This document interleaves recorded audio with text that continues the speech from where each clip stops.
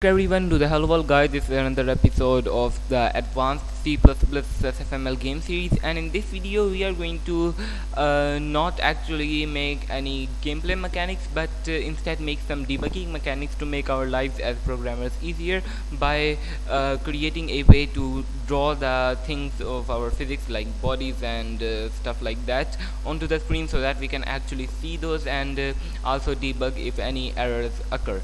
Therefore we'll need to actually implement some kind of function, some kind of way to draw these stuff, and Box2D can actually draw it automatically. As you can see, I have created another member function, actually not a member function, a static function here in physics, and that is basically going to debug draw. It takes a reference to a renderer and it will draw it. One thing I have changed in the renderer is that I have made the render target public so that we can access it and draw custom shapes to it as well. So now let's go back under physics.h. Now the problem is that currently of course we can use this to basically do stuff to the screen, but Box2D can actually draw the actual shapes that it needs to automatically, and will be guaranteed that the shapes will always be correct. All we need to do is we need to implement an interface called B2 Draw, and we just need to implement a couple of methods in it, like drawing lines and circles and stuff like that. So we'll basically need to implement those methods inside of the inside of an implementation of B2 Draw, because B2 Draw contains a bunch of pure virtual functions, and we'll need to implement those and then ask our the Box2D to actually draw it using our class. So in order to do that, I'm going to first of all include b2_draw.h here, and since our class is only going to be used here, we are going to not create the whole class but only create a forward declaration. So I just say class and call it my debug draw, and we put a semicolon and end it. Now this means that this class is going to be defined somewhere else, so we are basically giving it a forward declaration. And now we can create a static my debug draw called debug draw. We are actually going to make this a pointer, so this is going to be a pointer to my debug draw, and it's going to be called debug draw. And my debug draw is we don't actually know how that class will be, what it will contain in this header yet. We'll implement it in the cpp file, since it only needs to exist in the physics.h file. It's an internal thing. So in here you can see that I am already initializing it like this. So basically just go my debug draw pointer physics : debug draw, and you initialize it to the default value, which is null pointer. So it's going to be a null pointer. And now what I'm going to do is we are going to implement this actually by making sure it inherits from b2 draw. And actually let's just make sure we include the b2_draw.h here. We don't actually need to include it here, since this is pretty much alright, we are not using it here. So yes, we include b2_draw.h here, and we inherit our class from that. We need to make sure it's public inheritance, and let's just create some public methods in it. Now b2draw contains a bunch of pure virtuals that we need to implement. So what we'll do is we will basically ask Visual Studio to do that. You can press alt enter and choose implement pure virtuals, and it should automatically create the basic definitions for all of these. Now there are a bunch of different functions for drawing different stuff here, as you can see, and we are going to implement these, but first let's create a constructor. So this constructor is going to take a render target, just like the renderer, and it will call it target. It will take a reference to a render target that we actually need to render to. We will go ahead and create a private field and create a render target reference called target, and we are going to initialize it here by saying target and initialize it with the actual target that we are getting as a parameter. So now in the debug draw, what we are going to do, we are going to say if not debug draw, which means that the debug draw pointer is null, which means that this is the first time we are using debug draw. What we are going to do is we are going to say debug draw is equal to new my debug draw, and for the target we are just going to say renderer.target, and for the actual drawing of this we need to say world.set debug draw, and we need to pass it our debug draw, and that will make sure that the world knows this. Now this will only execute on the first time when the debug draw is null, and now we can go ahead and say world.debug draw, and this function takes nothing. It will automatically draw everything based on so when we actually call like the draw method on it, it will call a bunch of methods on this class, and we can implement these methods and it should automatically draw it correctly.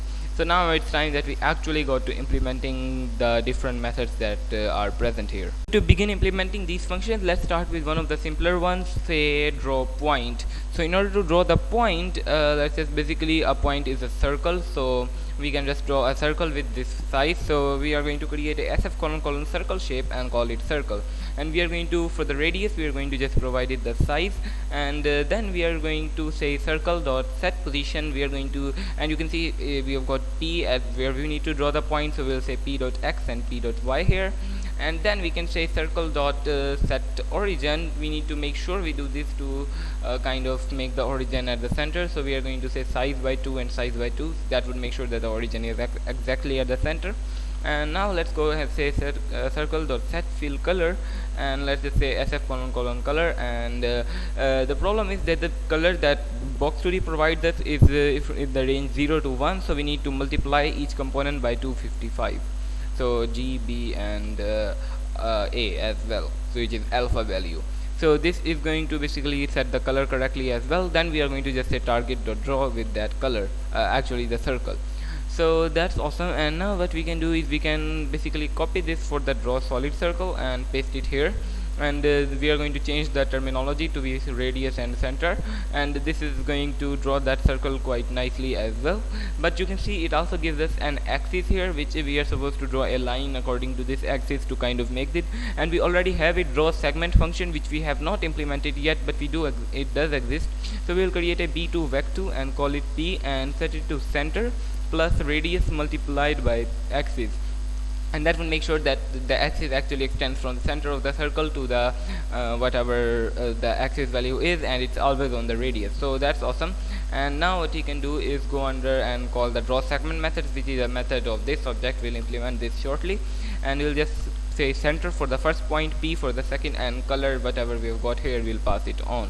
So that works for a circle. The normal draw circle, which is only going to draw the outline of the circle, it does not need to be like that. So we can go ahead and basically call all of this. So let's just say set outline color here instead of set or fill color, and we are going to say circle dot set outline thickness and set it to 1. Actually not get set outline thickness. So we are going to set the outline thickness to 1, and we are going to set the actual fill color to be transparent so that we can actually see it, and that is quite nice. And now we can go under draw polygon.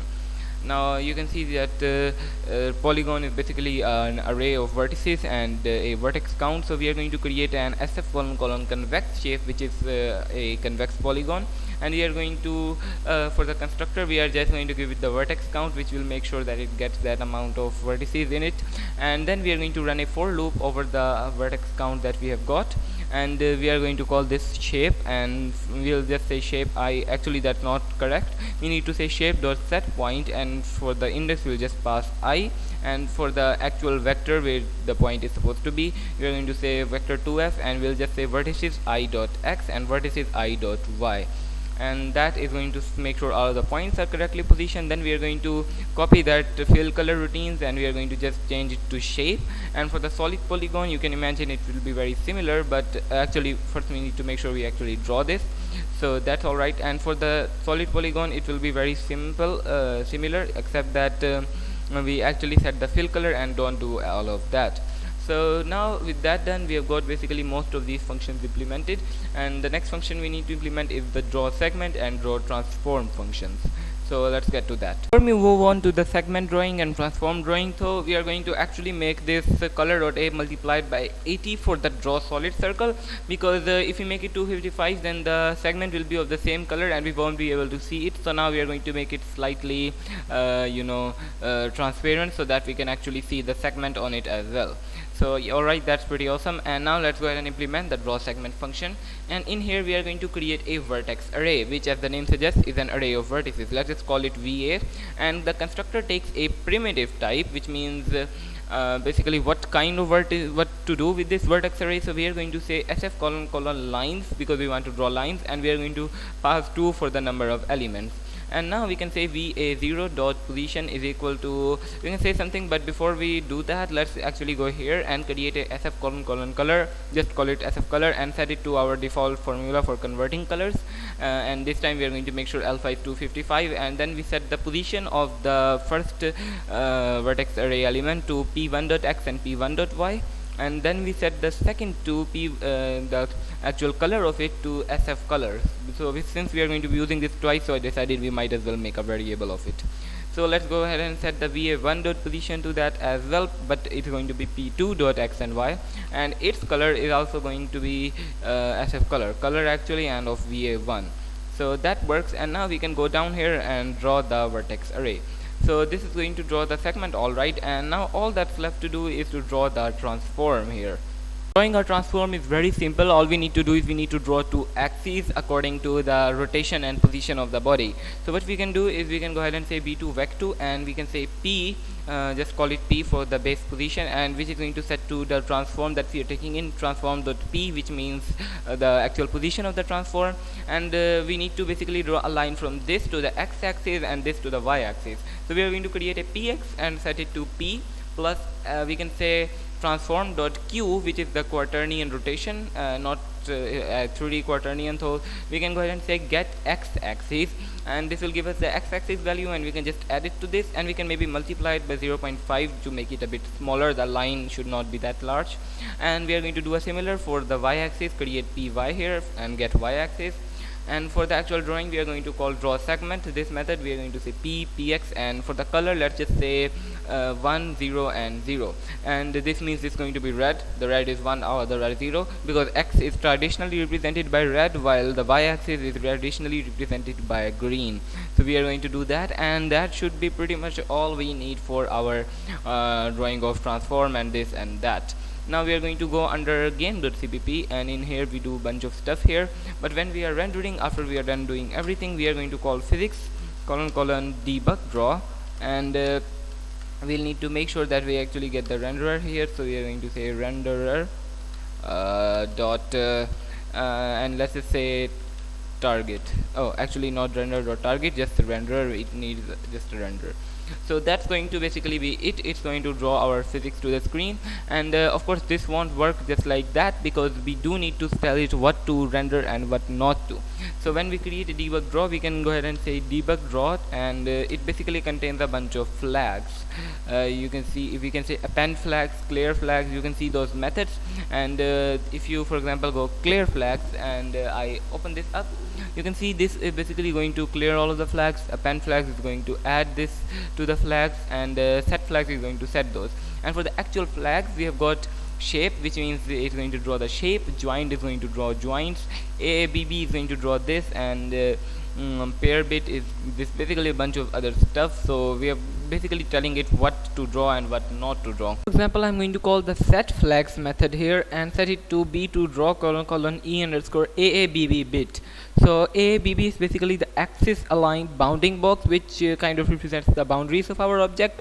So we can do that. Now there is a little bit of a problem, however, that you will notice when you actually run this. So if I were to go up and go under, for example, where we are drawing the segment, so let's go under draw segment. You can see we are drawing, I'm telling it to draw it with basically 2 lines here. So a draw segment looks like that. We are drawing it with 2 lines, but the problem is that when we are drawing an actual polygon, for example, we set a line thickness to 1. Now that is actually insane, because 1 represents 1 meter, and it's too much. So we are going to set this to something like 0.02, which is actually enough, I think. And of course you can tune this value to whatever you like, and I'm going to do the same thing when we are drawing the circle, and I don't think we are doing this anywhere else. So let's go ahead and run it now and see if it draws the A bit correctly. You want to make sure that you are actually calling this method with the renderer in the actual game render function, and you can see it gives an error really, which says that okay, it invalid format. So yeah, I actually my Visual Studio crashed, so it kind of had some corrupted files. So we can go, if anything happens, you can just rebuild this solution, which means it will delete all of the files that have been generating and generate all of the files again. So let's do that, and it gives a bunch of warnings, so we'll take care of those in a second, but let's just allow it to run and see if it actually draws this correctly. So and here we are just kind of waiting for this to happen.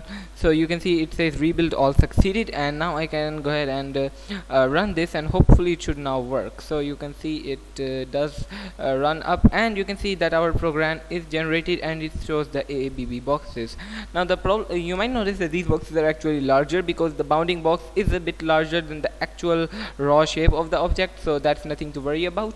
And you can see that it looks fine. So we can go ahead and draw other stuff as well. For example, if I draw for example, you can say something like, we don't have any joints or pairs yet, but we can try out shapes. We don't have any joints or pairs in our scene right now, but for example, if I try out shape bit, what you should see is that when it runs, yes, you can see that the shape is actually drawn as a full rectangle, so where it's kind of going over everything. We don't need to draw shapes, of course, since we are drawing them as sprites. And you might also want to try to draw the center of mass bit, which means it's going to draw all of the transforms. And if I go ahead and allow it to run, actually, so what you should see is that yeah, it shows those, and you can see it's showing that it's green here and red there. So it's basically showing green and red and green and red, and this red one means that the x-axis, which is supposed to be forward, and the y-axis is pointing downwards like our coordinate system is. So that shows us that this is pretty much working. So yeah, this is pretty much it for this video. I'll see you in the next one, in which we'll actually start implementing movement functionality for Mario. So stay tuned for that, and share this video with other people, and make sure to like and subscribe as well, and bye.